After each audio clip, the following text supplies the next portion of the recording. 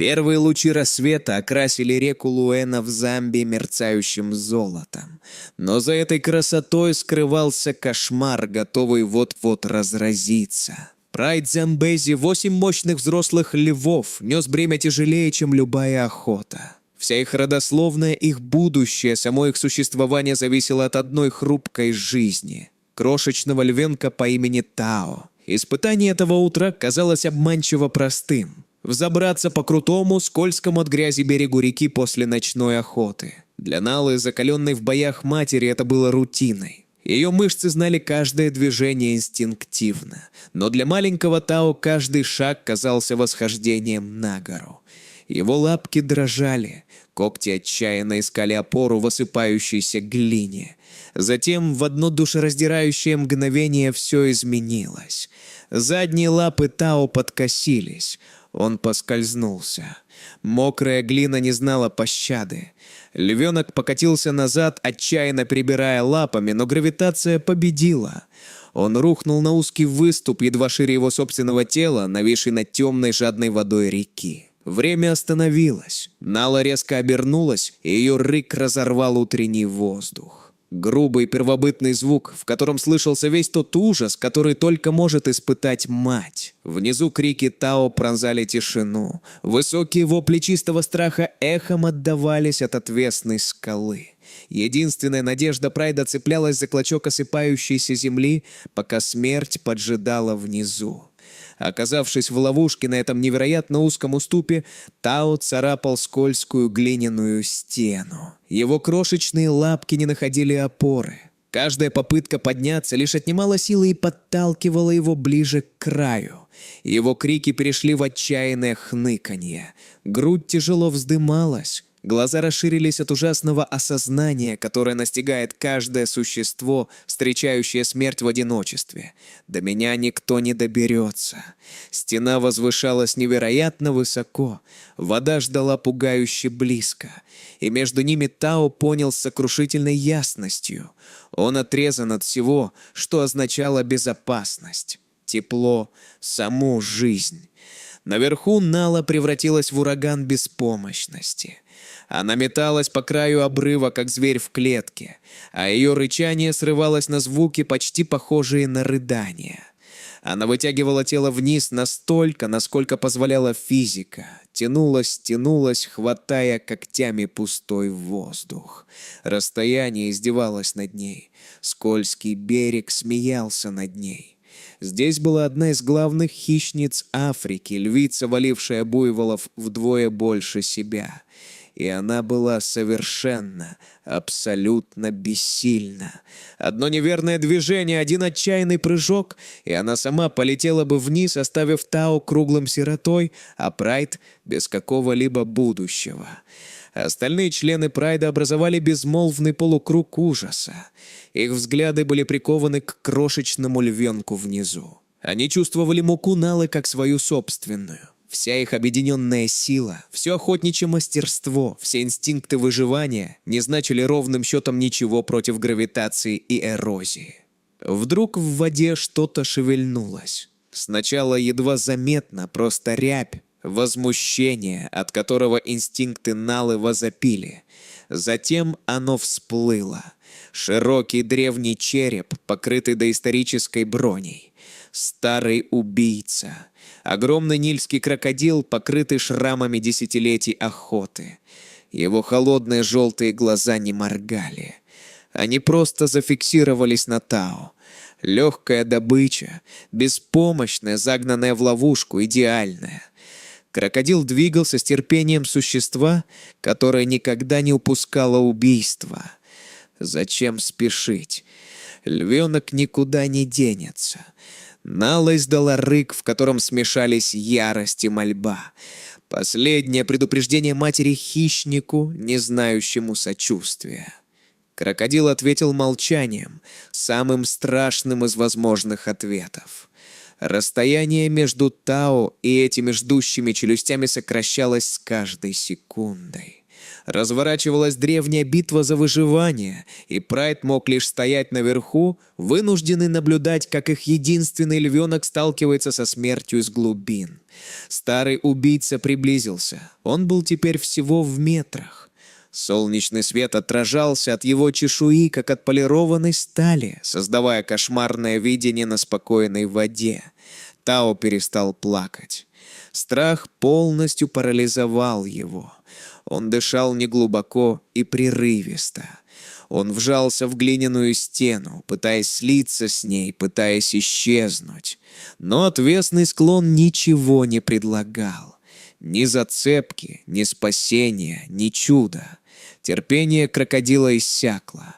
Он слегка погрузился под воду, сжимая свое массивное тело, накапливая взрывную силу. Это был последний ход, смертельный бросок, который он совершал 1000 раз до этого.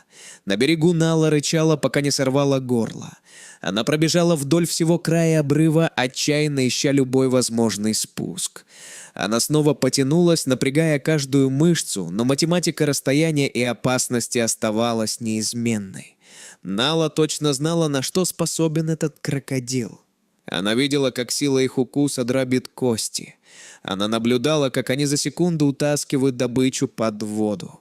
Безрассудный прыжок лишь добавил бы ее тело к списку жертв. Она сражалась со слонами. Она билась с гиенами за добычу. Она пережила засухи и войны за территорию. Но никогда она не чувствовала такого особого привкуса беспомощности. Ее сила, ее главное оружие, была совершенно бесполезна. Она могла лишь стоять и смотреть, как ее единственный детеныш скользит в пасть смерти. Ее рык превратился во что-то другое. Звук капитуляции, невыносимой утраты. После последнего удушающего мгновения тишины старый убийца ринулся в атаку. Вода взорвалась. Его челюсть распахнулась, обнажая ряды зубов, созданных для одной цели. Крокодил бросился вверх, всем телом поднимаясь из реки. Все произошло мгновенно, слишком быстро для мысли, слишком быстро для надежды. Тао зажмурился. Это было все. Конец. Наверху глаза Налы жгло от образа, который будет преследовать ее вечно. Она тянулась когтями, хватая лишь воздух. Приближался звук удара. Ее бессилие было полным. Смерть была неизбежна. Никакое чудо не могло нарушить жестокую математику природы. История Тао закончилась, не успев толком начаться. Но тут случилось невозможное. Вода, бурлившая от атаки крокодила, внезапно превратилась в водоворот, словно река ожила.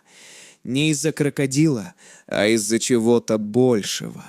Массивная темная фигура вырвалась снизу. Бо, огромный самец бегемота, всплыл с громоподобным ревом, сотрясшим воздух. Крокодил совершил фатальный просчет. Он охотился слишком близко к владениям Бо. Это не было спасательной операцией. Это была чистая территориальная ярость. Бегемоты не спасают добычу, они уничтожают угрозы. Бо несся как товарный поезд. Бегемоты – одни из самых опасных животных Африки. И этот был в абсолютной ярости. Два речных гиганта столкнулись во взрыве насилия. Река Луанга превратилась в поле битвы. Белая пена, облака грязи, вода, взлетающая в воздух. Крокодил, несмотря на свою мощь, внезапно оказался в борьбе за выживание против гораздо более крупного и злого врага. Он извивался, пытаясь защититься от этих сокрушительных челюстей. И в этом хаосе для Тао произошло нечто чудесное. Жестокое столкновение между Бо и крокодилом создало мощную волну. Эта волна, совершенно непреднамеренная, порожденная лишь физикой и яростью, ударила о скалу и подтолкнула Тао чуть ближе к твердой земле, всего на несколько сантиметров.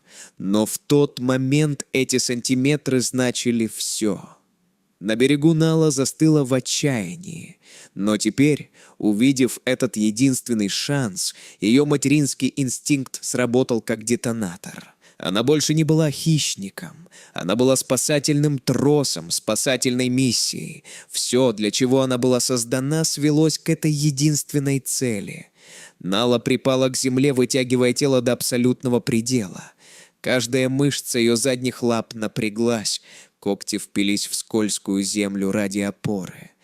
Она опустила голову, потянувшись в бездну, и нежно, так нежно, сомкнула челюсти на загривке Тао. Она не могла позволить себе ни единой ошибки. Слишком сильное давление ранило бы его. Слишком слабое, и она потеряла бы его навсегда. С точностью, которой обладают только матери, она с идеальным балансом сжала его мягкую плоть. Затем, с рыком, в котором смешались усилие и триумф, Нала использовала каждую каплю силы, чтобы вытащить Тао наверх. Львенок поднялся из воды, из хаоса, из самой пасти смерти. Нала втащила Тао на этот невозможный обрыв и положила его на сухой безопасный берег, где остальные члены Прайда ждали, затаив дыхание от неверия. Жизнь победила. Вопреки всем шансам, вопреки жестокости природы, жизнь каким-то невероятным образом победила. На твердой земле Тао лежал мокрой дрожащей кучкой. Он был измучен, травмирован, но жив. Нала мгновенно превратилась из воина в опекуна. Она рухнула рядом с ним, и ее шершавый язык начал смывать грязь и ужас с его крошечной шерстки. Каждое прикосновение было обещанием. Ты в безопасности. Кошмар закончился. Я с тобой. В своем огромном облегчении Нала издала глубокое раскатистое мурлыканье. Универсальный язык материнской любви и защиты. Тао уткнулся мордочкой в шею матери, ища тепло и безопасность, которые были вырваны у него всего несколько мгновений назад.